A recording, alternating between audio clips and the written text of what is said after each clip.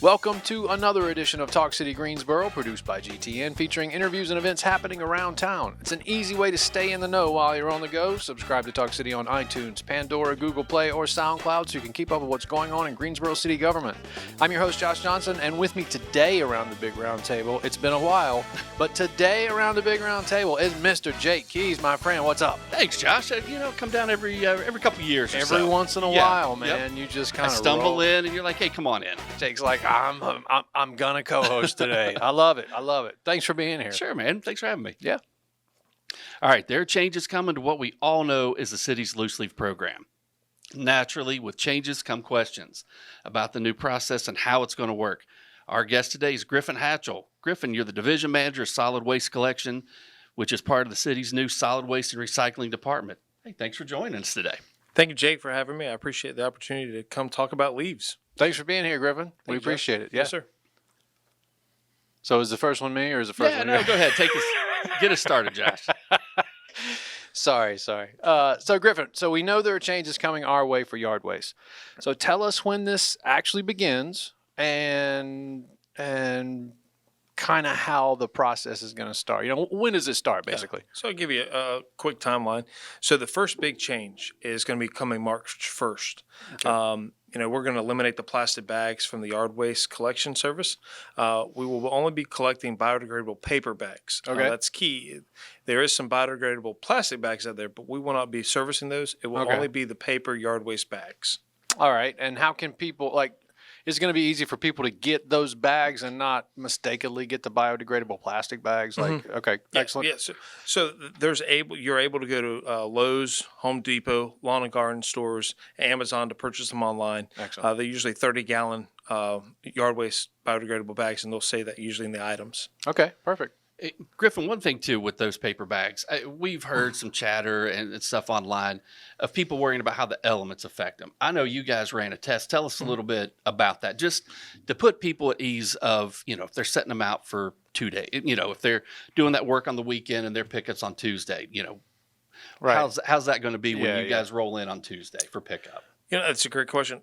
So when we went through the work session, one of the conversations we had with council was how do the elements deal with the biodegradable paper bags. So we took 5, loaded them up with grass, and then for 7 days straight dumped them with 5 gallons a bucket of water and just drenched them. We went probably above and that's and a little bit more than a normal rainfall. That's very excessive. Yeah. But even though we've had some crazy rains recently. Well, the past couple of weeks it's been outstanding soil for the grass to grow. It seems like every 2 days we're getting 2 inches. Mm-hmm.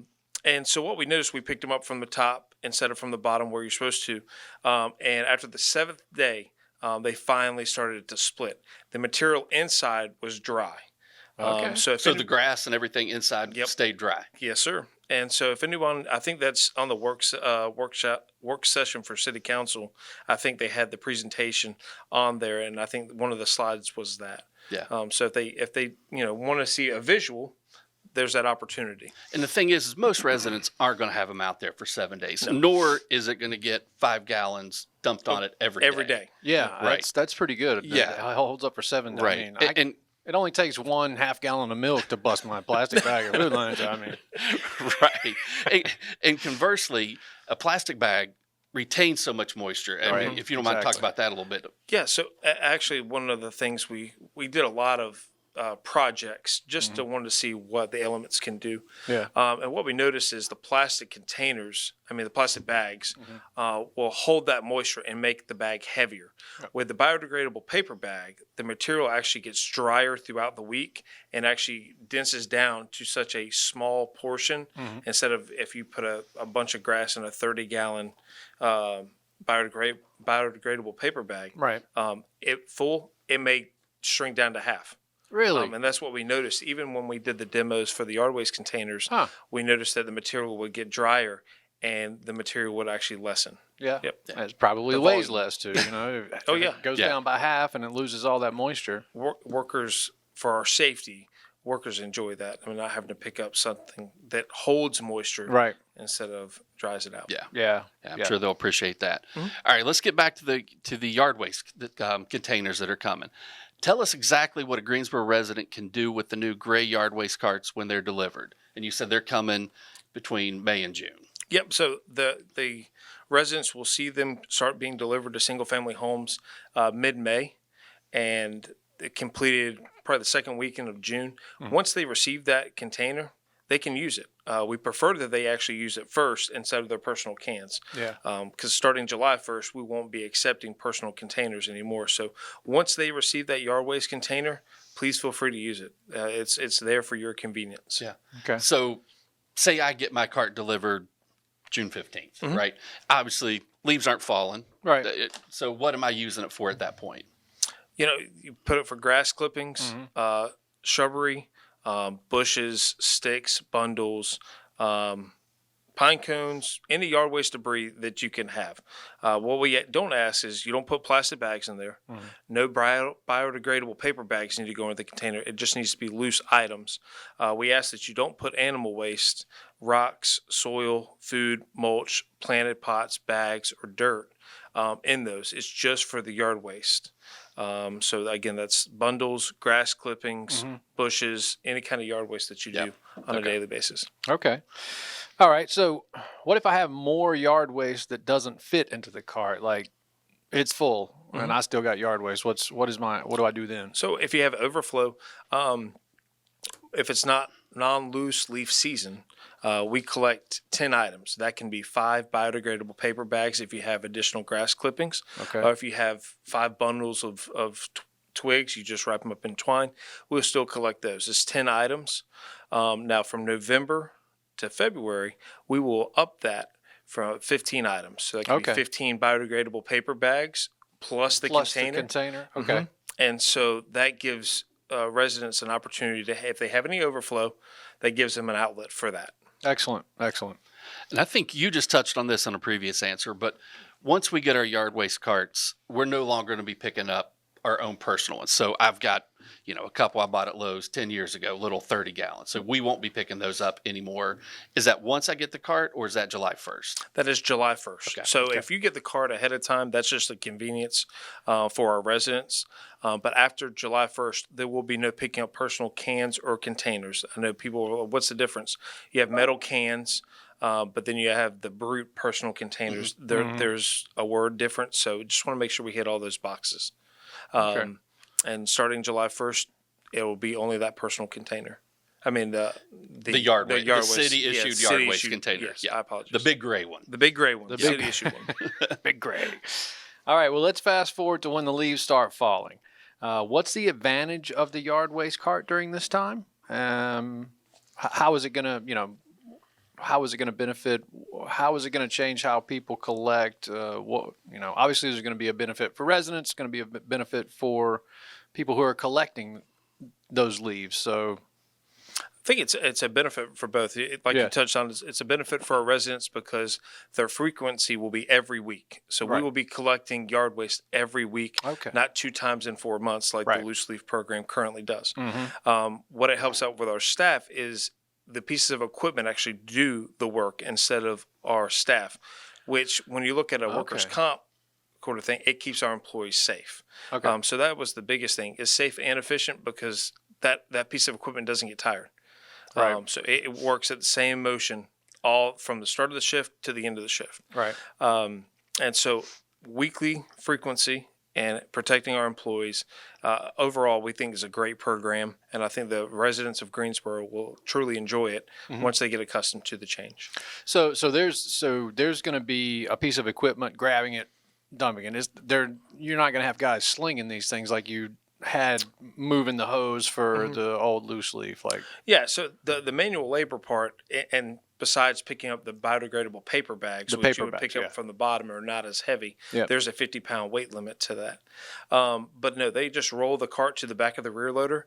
They pull a lever. The tipper dumps the material into the trough, puts it back down, and then there's a sweeper that just sweeps it into the truck. And those trucks hold roughly around 10 tons. Nice. Okay. Fantastic.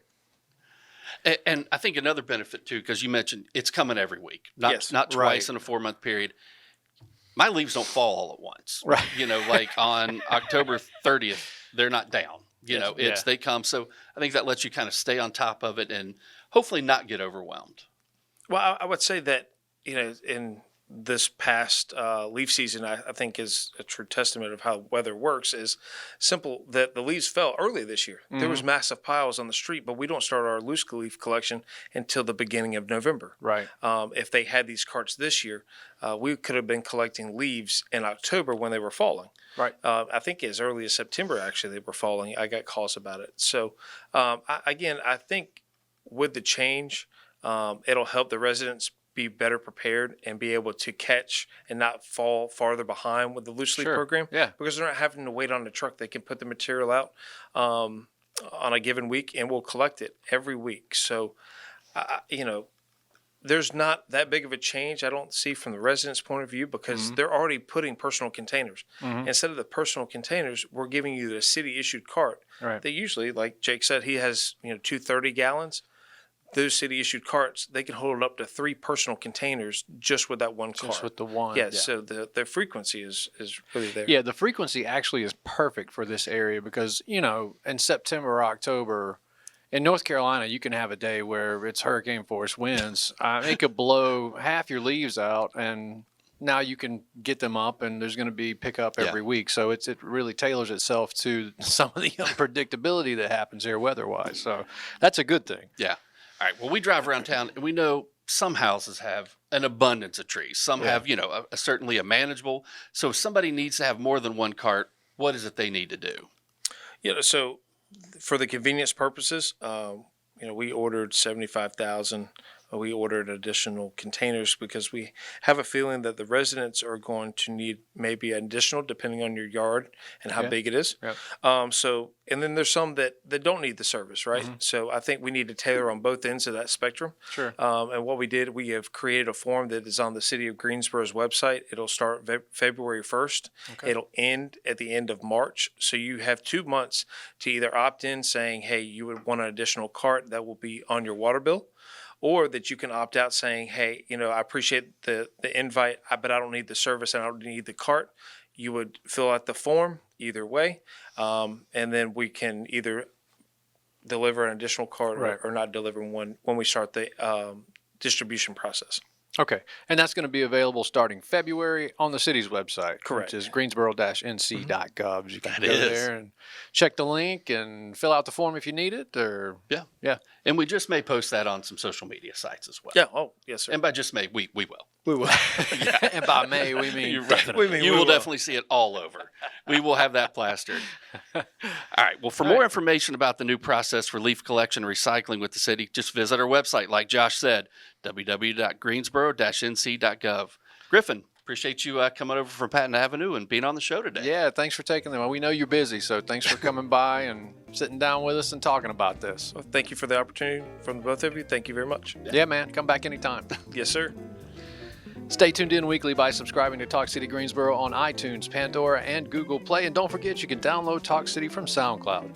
That's it for this week. Thank you for tuning in to Talk City. Be sure to watch GTN, your official source for news and information about the city of Greensboro. GTN is available on Spectrum Channel 13, AT&T UVerse Channel 99, and North State Channel 31. GTN also streams live on Roku and the city's website at greensboro-nc.gov.